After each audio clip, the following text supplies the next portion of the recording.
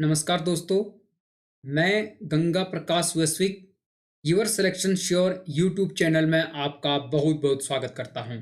आज के इस वीडियो में हम जानेंगे उत्तराखंड लोक सेवा आयोग द्वारा अभी हाल ही में प्रवक्ता हेतु सिलेबस को अपनी वेबसाइट पर अपलोड किया गया है। तो आज की इस वीडियो में हम जानेंगे अर्थशास्त्र के सिलेबस को, यानी जो स्क्रीनिंग परीक्षा के बाद विषयवार लिखित परीक्षा होगी उसमें अर्थशास्त्र का सिलेबस कैसे होगा, कौन कौन से महत्वपूर्ण टॉपिक इसमें पूछे जाएंगे, कैसे इसकी प्रिपरेशन करनी होगी, इससे संबंधित संपूर्ण जानकारी को विस्तार पूर्वक जानने की कोशिश करेंगे। जैसे कि आप जानते हैं कि जो विषयवार लिखित परीक्षा होगी वह वस्तुनिष्ठ प्रकार की होगी, यानी ऑब्जेक्टिव टाइप की होगी, और प्रत्येक विषय में प्रश्नों की संख्या 200 होगी और 200 अंक होंगे और समय 3 घंटा होगा। तो 180 मिनट में आपको 200 प्रश्न हल करने होंगे। और ध्यान रहे, इसमें माइनस मार्किंग का प्रावधान होगा, अर्थात ऋणात्मक मूल्यांकन पद्धति इसमें अपनाई जाएगी। यहाँ नीचे आपको काफ़ी विषय दिखाई दे रहे हैं, ये विषय की पूरी सूची दी गई है। इसमें कुल 16 विषय हैं जो मुख्य परीक्षा या विषयवार लिखित परीक्षा हेतु चयनित हैं। तो इन विषयों से जिन्होंने पोस्ट ग्रेजुएट किया है, यानी एमए किया हुआ है, एमएससी किया हुआ है और बीएड किया हुआ है, तो वह लेक्चरर बनने योग्य हैं। तो इसमें आप देख सकते हैं 9वें नंबर के क्रमांक पर अर्थशास्त्र लिखा हुआ है। यहाँ आप देखिए, ये इकोनॉमिक्स है। तो इसी के सिलेबस को हम विस्तार पूर्वक जानने की कोशिश करेंगे। तो आइए शुरू करते हैं आज की इस बेहतरीन और महत्वपूर्ण वीडियो को।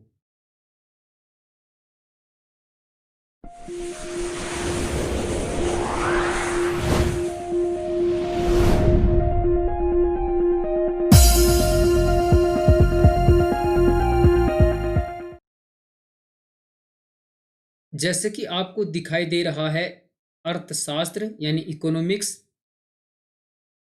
तो इसमें जो पहला टॉपिक होगा वो हो सूक्ष्म अर्थशास्त्र का होगा, यानी व्यष्टि अर्थशास्त्र और समष्टि अर्थशास्त्र आपने सुना होगा। तो सूक्ष्म अर्थशास्त्र में उसका अर्थ, अर्थशास्त्र की केंद्रीय समस्याएं, जो सेंट्रल प्रॉब्लम है इकोनॉमिक्स की, वो आपको पढ़नी पड़ेगी। साथ ही उत्पादन, संभावना, वक्र एवं अवसर, लागत, ये काफ़ी महत्वपूर्ण टॉपिक हैं। तो इसमें आपको इकोनॉमिक्स का अर्थ, अर्थशास्त्र की केंद्र समस्याएं क्या हैं, उत्पादन, संभावना, वक्र क्या है एवं अवसर की लागत से क्या तात्पर्य है, इसको विस्तार पूर्वक पढ़ना पड़ेगा। आगे देखते हैं उपभोक्ता संतुलन एवं मांग। तो इसके अंतर्गत आपको पढ़ना होगा उपयोगिता का अर्थ, यानी उपयोगिता क्या है, इसकी मीनिंग आपको जाननी पड़ेगी। सीमांत उपयोगिता, सीमांत उपयोगिता ह्रास नियम, दोनों काफ़ी इंपॉर्टेंट हैं। सीमांत उपयोगिता भी और सीमांत उपयोगिता ह्रास नियम। साथ ही साथ सीमांत उपयोगिता विश्लेषण द्वारा उपभोक्ता का संतुलन, ये भी काफ़ी महत्वपूर्ण है। इसके अतिरिक्त मांग एवं इसके निर्धारक तत्व, जैसे मांग और पूर्ति आपने सुना होगा, तो इसके निर्धारक तत्व कौन कौन से हैं। मांग में संकुचन व विस्तार, कैसे उसका संकुचन होता है, कैसे उसका विस्तार होता है, तथा मांग वक्र में वृद्धि व कमी, मांग की कीमत, मांग की लोच एवं इसके निर्धारण तथा मापन की विधियां, तटस्थता, वक्र विश्लेषण एवं उपभोक्ता संतुलन, काफ़ी इंपॉर्टेंट हैं ये सारे टॉपिक, जिसमें आपको काफ़ी विस्तार से पढ़ने की ज़रूरत पड़ेगी। तो आपने एनसीईआरटी क्लास 12th में भी पढ़ा होगा, मांग की लोच, उसके निर्धारक तत्व, मांग और पूर्ति में क्या संबंध है, और मांग कितने प्रकार की होती है, तटस्थता, वक्र विश्लेषण, उपभोक्ता का संतुलन, ये काफ़ी इंपॉर्टेंट टॉपिक माने जाते हैं अर्थशास्त्र में। आगे देखते हैं उत्पादक व्यवहार एवं पूर्ति। इसके अंतर्गत आपको पढ़ना पड़ेगा उत्पादन फलन, कुल उत्पाद, औसत उत्पाद एवं सीमांत उत्पाद। तो उत्पादक व्यवहार एवं पूर्ति में आपको उत्पादन फलन, कुल उत्पाद, औसत उत्पाद, सीमांत उत्पाद, इसके अतिरिक्त प्रतिफल के नियम, लागत एवं आगम की अवधारणाएं एवं उनका संबंध, ये भी पढ़ना पड़ेगा। इसके अतिरिक्त उत्पादक का संतुलन, उसका अर्थ एवं संतुलन की दशाएं, पूर्ति एवं इसके निर्धारक तत्व, जो कि काफ़ी इंपॉर्टेंट हैं। पूर्ति वक्र में संकुचन, जो पूर्ति वक्र है उसमें संकुचन व विस्तार एवं पूर्ति में कमी एवं वृद्धि, पूर्ति की कीमत, लोच एवं इसके मापन की विधियां। जिस प्रकार मांग की लोच है उसी प्रकार पूर्ति की लोच है, उसके मापन की विधियां हैं। मांग में कब कमी आती है, पूर्ति में कब कमी आती है, कब वृद्धि होती है, इसको विस्तार पूर्वक समझने की आवश्यकता पड़ेगी। इसके अतिरिक्त आगे देखते हैं, हम विस्तार पूर्वक इसको जानने की कोशिश करते हैं। तो इसमें आपको पढ़ना पड़ेगा मुख्य रूप से बाजार के स्वरूप एवं कीमत निर्धारण, कैसे बाजार का स्वरूप होता है और कीमत का निर्धारण किस प्रकार से किया जाता है। यहाँ पर आप देख सकते हैं। तो इसमें पूर्ण प्रतियोगिता, एकाधिकार, एकाधिकारात्मक प्रतियोगिता एवं अल्पाधिकार, बाजार का अर्थ एवं इसकी विशेषताएं। जो पूर्ण प्रतियोगिता होती है, एकाधिकार जिसका होता है, एकाधिकारात्मक प्रतियोगिता एवं अल्पाधिकार, बाजार का अर्थ क्या है, इसकी विशेषताएं क्या क्या होती हैं, बाजार संतुलन दशाएं एवं पूर्ण प्रतियोगिता के अंतर्गत कीमत निर्धारण, उच्चतम कीमत एवं निम्नतम कीमत। जो उच्चतम कीमत है और निम्नतम कीमत है उसको भी आपको विस्तार पूर्वक अच्छी पुस्तकों का अध्ययन करने के उपरांत जानना पड़ेगा। भूमि, श्रम, पूंजी एवं लाभ की अवधारणाएं एवं सिद्धांत। जो भूमि है, श्रम है, पूंजी एवं लाभ की जो अवधारणाएं हैं उसके सिद्धांत हैं, इनको विस्तार पूर्वक समझना पड़ेगा। इसके बाद आपको पढ़ना पड़ेगा व्यापक अर्थशास्त्र यानी व्यष्टि अर्थशास्त्र। इसका अर्थ राष्ट्रीय आय अंकेक्षण, आय का चक्रीय प्रवाह है, राष्ट्रीय आय की माप, उत्पाद अथवा मूल्य वर्धित विधि, व्यय विधि और आय विधि, राष्ट्रीय समग्र सकल राष्ट्रीय उत्पाद यानी जीएनपी और शुद्ध राष्ट्रीय उत्पाद एनएनपी यानी नेट नेशनल प्रोडक्ट और ग्रॉस नेशनल प्रोडक्ट। इसके अतिरिक्त सकल एवं शुद्ध घरेलू उत्पाद जिसे जीडीपी कहते हैं एवं एनडीपी, साधन लागत एवं बाजार कीमतों पर व्यय योग्य आय, निजी आय तथा व्यक्तिगत आय, वास्तविक एवं मौद्रिक, सकल घरेलू उत्पाद, सकल घरेलू उत्पाद एवं आर्थिक कल्याण। तो ये काफ़ी इंपॉर्टेंट टॉपिक हैं जो इसमें पूछे जाने की पूरी संभावना बनी रहेगी। तो आपको व्यापक अर्थशास्त्र को काफ़ी विस्तार से पढ़ने की जरूरत पड़ेगी, खासकर जो राष्ट्रीय आय है यानी नेशनल इनकम और राष्ट्रीय आय को कैसे मापा जाता है, आय की जो विधियां हैं, व्यय की जो विधियां हैं, राष्ट्रीय आय और इसमें खासकर जीएनपी, एनएनपी, जीडीपी और एनडीपी, इसको विस्तार पूर्वक अध्ययन करने की जरूरत आपको पड़ेगी। आगे इसमें पूछा जाएगा मुद्रा एवं बैंकिंग। ये टॉपिक भी काफ़ी महत्वपूर्ण है और यहाँ से हर बार प्रश्न बनते हैं। तो आइए जानते हैं इसके बारे में।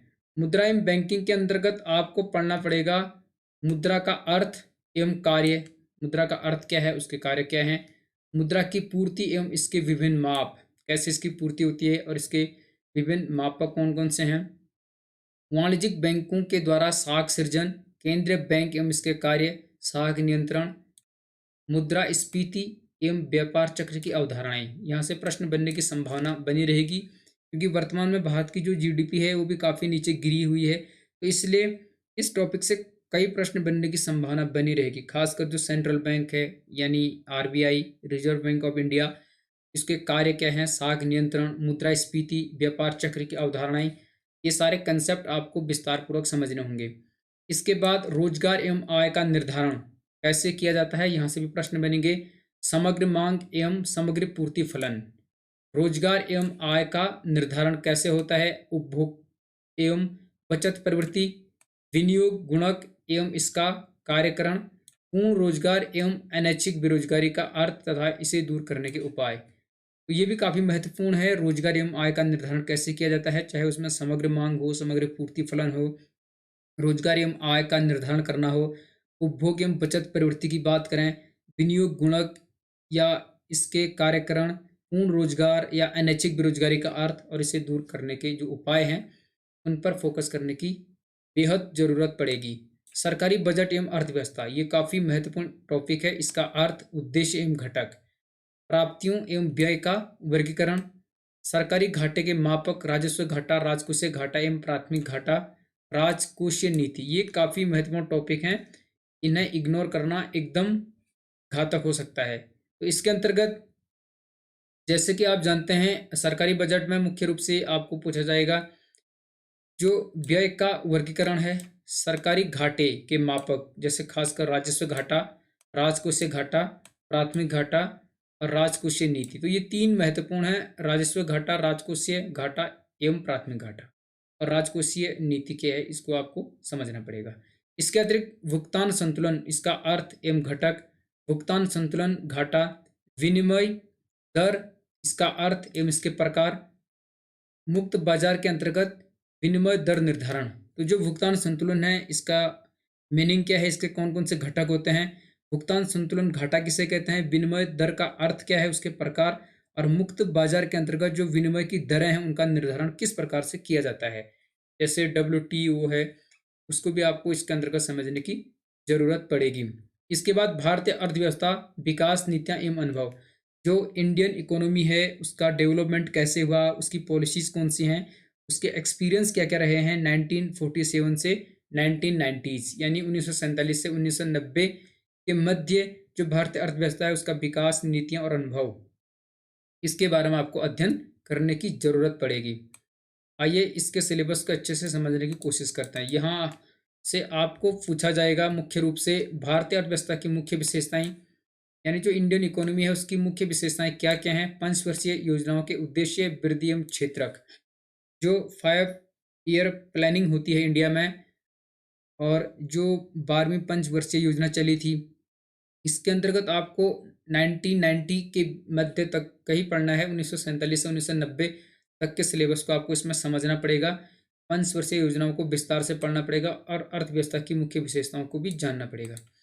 तो इसके अंतर्गत मुख्य रूप से आपको भारतीय कृषि की मुख्य विशेषताएं, जो इंडियन एग्रीकल्चर है उसकी क्या क्या विशेषताएं हैं, उसकी समस्याएं व नीतियां, जैविक खेती क्या होती है, औद्योगिक विकास कैसे हुआ एवं औद्योगिक नीति, भारत का विदेशी व्यापार, 1991 के पश्चात आर्थिक सुधार, खासकर जो LPG मॉडल आया था, वैश्वीकरण, निजीकरण और उदारीकरण इंडिया में 1990 के पश्चात, या जो औद्योगिक नीतियां बनी थी भारत में, औद्योगिक विकास हुआ था, उससे संबंधित जानकारी आपको जुटानी होगी। भारतीय अर्थव्यवस्था की जो वर्तमान चुनौतियां हैं, खासकर इसमें जनसंख्या, मानव पूंजी निर्माण एवं इसकी भूमिका, कैसे जनसंख्या को कंट्रोल किया जा सकता है, ह्यूमन कैपिटल उसका निर्माण कैसे होगा, इसकी क्या क्या रोल हो सकते हैं ये आपको जानना पड़ेगा। संगठित और असंगठित क्षेत्र, जो ऑर्गेनाइज्ड सेक्टर हैं, इनके बारे में आपको अध्ययन करना पड़ेगा, खासकर इसमें जो रोजगार है, गरीबी एवं गरीबी उन्मूलन कार्यक्रम, भारत में जो गरीबी हटाने के लिए, गरीबी का उन्मूलन करने के लिए सरकार द्वारा अनेक समय पर अनेक योजनाएं या कार्यक्रम संचालित किए गए हैं, लागू किए गए हैं, उनके बारे में आपको विस्तारपूर्वक अध्ययन करने की जरूरत पड़ेगी। ग्रामीण विकास, साख एवं विपणन समस्याएं, सहकारिता की भूमिका, स्वास्थ्य एवं ऊर्जा की समस्याएं, मुद्रास्फीति, साधारण विकास जिसे सतत विकास या सस्टेनेबल डेवलपमेंट कहते हैं उसको आपको पढ़ना पड़ेगा। पर्यावरण, वैश्विक उष्णता, यानी जो खासकर वर्तमान में दुनिया पर तापमान बढ़ रहा है, वैश्विक उष्णता आपको समझना पड़ेगा। जो भारत के पाकिस्तान एवं चीन के साथ तुलनात्मक विकास के अनुभव रहे हैं वो आपको पढ़ना पड़ेगा। साथ ही नीति आयोग, जिसे पहले योजना आयोग के नाम से जाना जाता था और 2015 से नीति आयोग के नाम से जाना जा रहा है, इसे आपको पढ़ना पड़ेगा। तो जो ग्लोबल वार्मिंग हो रही है, वैश्विक उष्णता, और भारत के जो पाकिस्तान चीन के साथ तुलनात्मक विकास के एक्सपीरियंस हैं, या सस्टेनेबल डेवलपमेंट की बात करें, संधारणीय विकास जिसे सतत विकास कहते हैं, और इसके जो 17 गोल्स हैं वो आपको पढ़ने पड़ेंगे, समझना पड़ेगा। साथ ही इसके अंतर्गत आपको इंटरनेशनल स्तर की समस्याओं को भी थोड़ा सा ध्यान देने की जरूरत पड़ेगी। चौथा टॉपिक इसमें होगा स्टैटिक्स यानी सांख्यिकी, इसको भी जानने की बेहद आवश्यकता है क्योंकि यहाँ से भी हर बार प्रश्न बनते हैं। तो सांख्यिकी के अंतर्गत आपको मुख्य रूप से पढ़ना पड़ेगा इसका अर्थ, इसका क्षेत्र और महत्व, आंकड़ों का संकलन और इसके स्रोत कौन कौन सी हैं, सांख्यिकी की विधियां एवं आंकड़ों का संगठन, बारंबारता, वितरण, आंकड़ों का प्रस्तुतिकरण, केंद्रीय प्रवृत्ति माप, माध्य, माध्यिका एवं बहुलक, अपकिरण, विस्तार, चतुर्थक विचलन, माध्य विचलन और मानक विचलन, इनके सापेक्ष अपकिरण माप, लॉरेंज का वक्र एवं इसके अनुप्रयोग, सहसंबंध, कार्ल पियर्सन एवं स्पीयरमैन विधि, सूचकांक, थोक मूल्य सूचकांक, उपभोक्ता मूल्य सूचकांक, औद्योगिक उत्पाद सूचकांक एवं इनके उपयोग, मुद्रास्फीति एवं सूचकांक। तो ये काफ़ी इम्पोर्टेंट टॉपिक हैं, इनको आपने बीए और एमए में भी पढ़ा होगा। साथ ही जब आपने बीएड किया होगा तो वहाँ पर भी स्टैटिक्स होती है और ये टॉपिक वहाँ पर भी होते हैं। तो इसमें सांख्यिकी का अर्थ, उसका क्षेत्र, महत्व और जो स्रोत हैं उसकी विधियाँ एवं आंकड़ों का संगठन, बारंबारता, वितरण हाई स्कूल में भी आपने पढ़ा होगा। इसके अतिरिक्त बीए और एमए इकोनॉमिक्स में आपने पढ़ा होगा। इसका प्रस्तुतिकरण कैसे किया जाता है, केंद्रीय प्रवृत्ति की माप, ये तो काफ़ी इंपॉर्टेंट है, जिसके अंतर्गत माध्य हो गया, माध्यिका हो गया, बहुलक हो गया, अपकिरण विस्तार, चतुर्थक विचलन, माध्य विचलन एवं मानक विचलन, ये दो काफ़ी इंपॉर्टेंट हैं। इसके अतिरिक्त इसमें लॉरेंज वक्र, ये काफ़ी महत्वपूर्ण है। इसके अनुप्रयोग कौन कौन से हैं, सहसंबंध यानी जो कोरिलेशन है, इसके अंतर्गत कार्ल पियर्सन एवं स्पीयरमैन विधि, ये दोनों काफ़ी इंपॉर्टेंट टॉपिक माने जाते हैं।